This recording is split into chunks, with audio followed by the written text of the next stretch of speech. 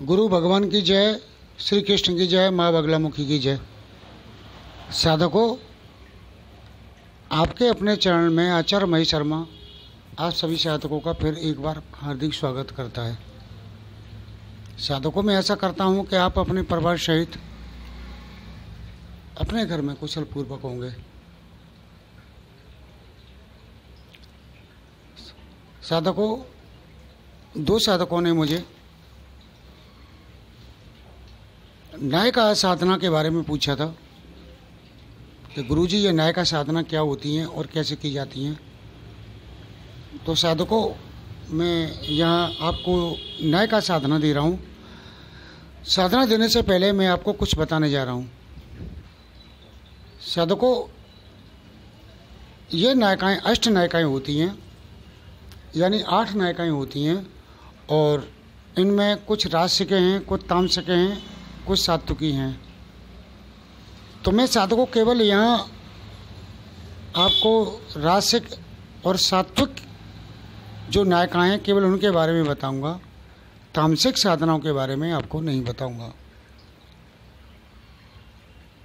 वैसे नायिकाओं के मैं आपको नाम गिनवा दूँ। Jaya, number 2 Vijaya, number 3 Rathapriya, number 4 Kanch Kundali, number 5 Swarnamala, number 6 Jayavati, number 7 Surangani और नंबर 8 विदारणी।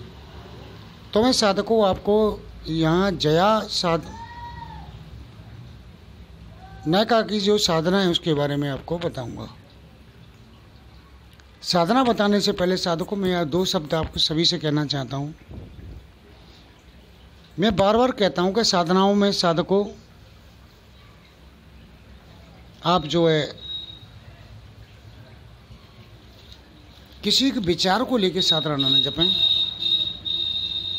अर्थ या अथार्थी बन के साधना को ना जपें, मंत्रों को ना जपें, साधना ना करें।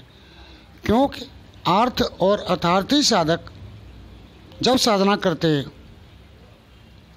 और साधना के वक्त उनका समय मान के चलिए 10 या 15 दिन की कोई साधना है या 1 महीने की साधना है, और 1 महीने 15 दिन या 10 दिन में कोई साधना सिद्ध नहीं हो रही है और वो होने वाली नहीं है। क्योंकि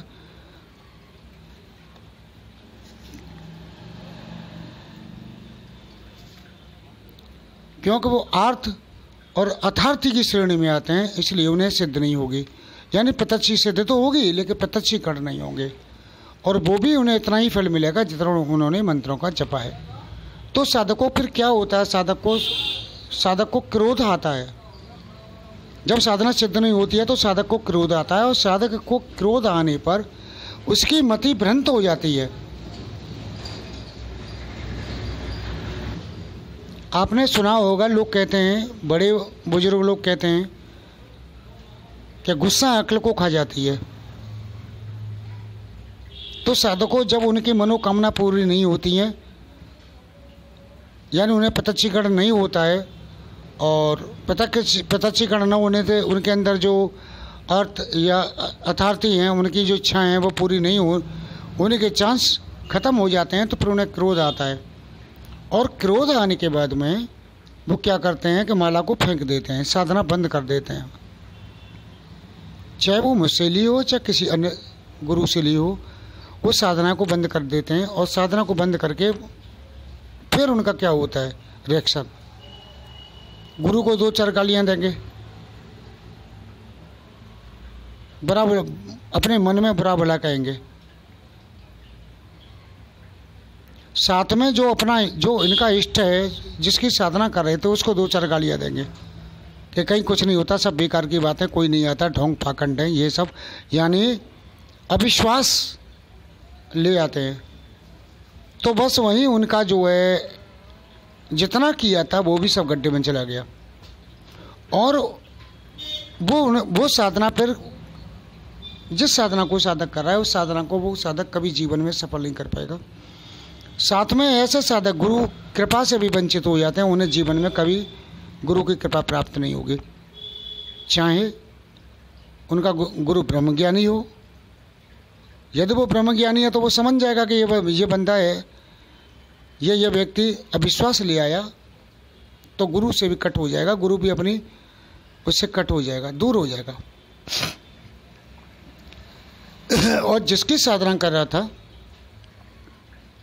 वो तो हमेशा हमेशा के लिए उससे दूर होगी, उसे चाहे तो 100 जन्म ले ले फिर भी उसे सिद्ध नहीं कर पाएगा, क्योंकि ये सभी साधनाएं प्रेम और भक्ति भाव से ही होती हैं। और इस साधकों ये साधना साधक की भावनाओं को, दृढ़ विश्वास को और इनके प्रेम को परखती हैं कि देखे इसमें कितना दम है, कहाँ तक हमारा इंतजार करता है।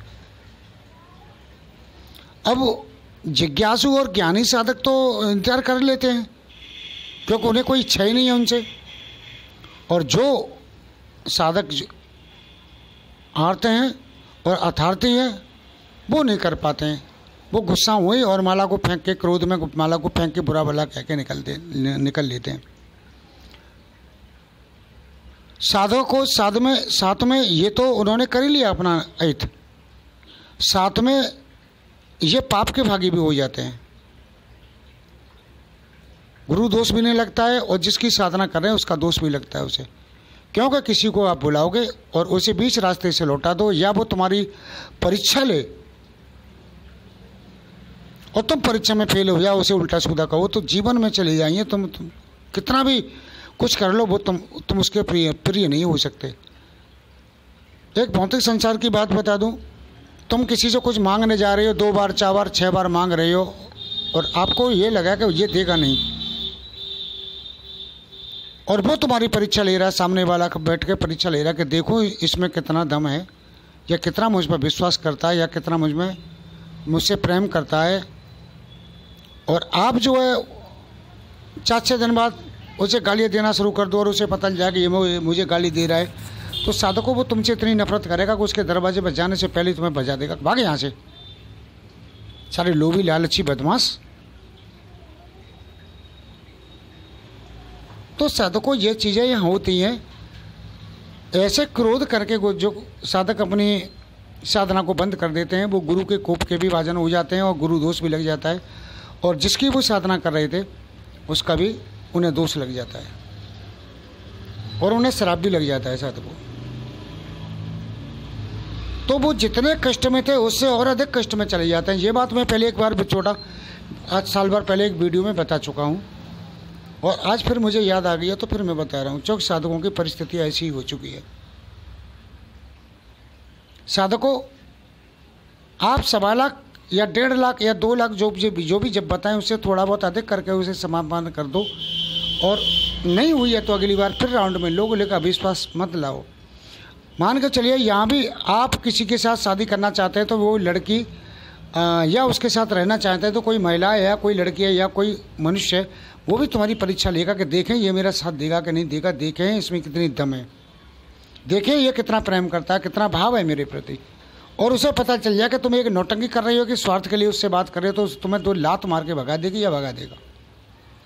चाहे आप हों चाहे मैं हूँ, उसमें सम होता है, इसमें कोई वो नहीं है। साधकों, मुझे 6 महीने लगे थे, जनवरी से लेकर जून तक का महीना लगा था, तब मुझे कुछ हासिल हुआ था साधकों। तो मैं न तो आर्थ था न अथार्थी था न जमा जिज्ञासु था, केवल भक्त रूप में मैंने बगलामुखी की थी। भक्ति थी मेरे अंदर, कोई मांग साधकों आज भी नहीं मैं मांगता हूँ। हाँ, जब मेरे ऊपर विशेष परिस्थितियाँ होती तब मैं उनका आह्वान करता हूँ। जैसे कल एक मकान बनना है मेरा, तो बहुत तेज़ आंधी आना शुरू हो गई, बहुत तेज़ बारिश और आंधी आना शुरू हो गया। ये मालूम पड़ा कि मकान नई मंजिल 3री मंजिल का मकान टूट जाएगा, दीवारें टूट जाएगी, चिनाई आज ही रोज़ चिनाई हो रही थी। तो साधकों में घबरा गया, और घबराने के बाद फिर मैंने अपने गुरु महाराज का आह्वान करके, श्री कृष्ण का आह्वान करके, माँ बगलामुखी का आह्वान किया। तो आंधी थमी, बारिश होती रही, हवा थम गई, क्योंकि मैंने वायु का स्तंभन किया था, तो वायु थम गई।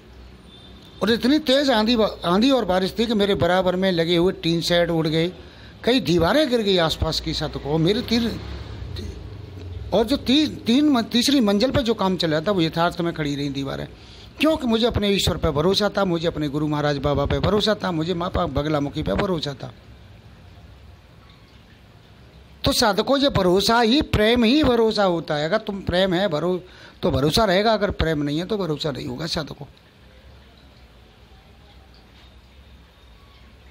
तो साधकों मैं लास्ट में यही कहना चाहूँगा, मैं बार बार कहता हूँ निर्विचार और निर्विकार पूर्ण समर्पण भाव से साधना करो, भक्ति भाव से साधना करो। लेकिन साधक हैं कि मानते ही नहीं। तो साधकों को मुझे कष्ट होता है कि मैं बेकार 3 साल से अपना समय दे रहा हूँ इन साधकों के लिए, अच्छी साधना को टेस्ट करके डालता हूँ, समय दे रहा हूँ। क्यों दे रहा हूँ फिर मैं? न तो मेरा ही भला हो रहा है उसमें, न इन्हीं का भला हो रहा है। तो ये है कि मैं इन साधना को बंद कर दूँ और भगवान भक्ति करूँ, वो बढ़िया है। वीडियो डालना बंद करूँ। तो साधकों मेरी आत्मा आहित होती है, क्योंकि मैं कोई भी साधना ऐसे नहीं डाल देता हूँ। उसे मैं पहले मंत्र को टेस्ट करता हूँ 2 दिन 4 दिन 6 दिन। जब मंत्र जागृत हो जाता, मुझे दिखाई देने लग जाता कुछ, तब फिर मैं उस वीडियो को डाल देता हूँ। और कुछ गलत होता है, अनिष्ट होता है, तो साधकों में इस वीडियो को नहीं डालता हूँ। अब मैं तो माँ पीताम्बरा का साधक हूँ, उपासक हूँ उनका, और मेरे लिए तो जो भी आएंगे श्री कृष्ण आएंगे, जो भी करेंगे श्री कृष्ण करेंगे। तो साधकों मेरी तो स्थिति एक अलग है। इसी तरह आप भी बनिए। तो साधकों चलो मैं आगे बढ़ाता हूँ। शायद मेरी बातें आपको बुरी लग जाएं, कुछ साधकों को बुरी लगें, न पसंद आए, मैं जानता हूँ।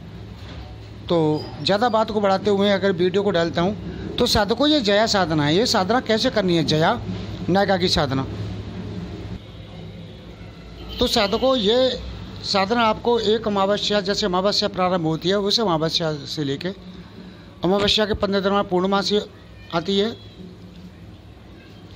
अमावस्या समापन होती है। अमावस्या के 15 दिन बाद पूर्णमासी आती है, पूर्णमासी के बाद फिर कृष्ण पक्ष लगता है, फिर अमावस्या आती है। तो ये साधकों साधना एक अमावस्या से लेके दूसरी अमावस्या तक कंटिन्यू करनी है, यानी 30 दिन करनी है। ये इसका जब किसी एकांत स्थान में या पास का कोई शून्य शिव मंदिर हो, जहाँ कोई आता जाता ना हो, उस शिव मंदिर में बैठ के करें। जबकि तीसरे 28 दिन बाद, 29 दिन या 30 दिन के लगभग, जबकि समाप्ति की अर्धरात्रि के समय जया नामक नायिका साधक के समक्ष आती है और उसे अभिलाषित वर प्रदान करती है। जो इच्छा चाहता है साधक को वो उसे मिलता है और हमेशा उसके साथ रहती है। अब साधक चाहे कुछ भी मांग सकता है, ये साधक की इच्छा के ऊपर है। साधना विधि वही है जो मैं पहले बता चुका हूँ कि ये तंत्रोक्त मार्ग की साधना है। साधना विधि वही है, जो साधक करेगा मैं उसे बता दूंगा। इसमें मात्र 5 जप करने और कोई बड़ा जप नहीं है। जप इसका जो है 8 मंत्र का जप है, ज़्यादा कोई बड़ा जप नहीं है, और 5-4 जप है। मैं जानता हूँ 1 घंटे में साधक जप कर लेगा। तो साधकों इसी के साथ मैं ये वीडियो समापन करता हूँ।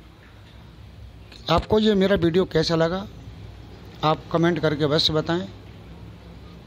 अगले वीडियो में फिर आपसे मिलूंगा। जब तक के लिए हरे कृष्णा हरे कृष्णा।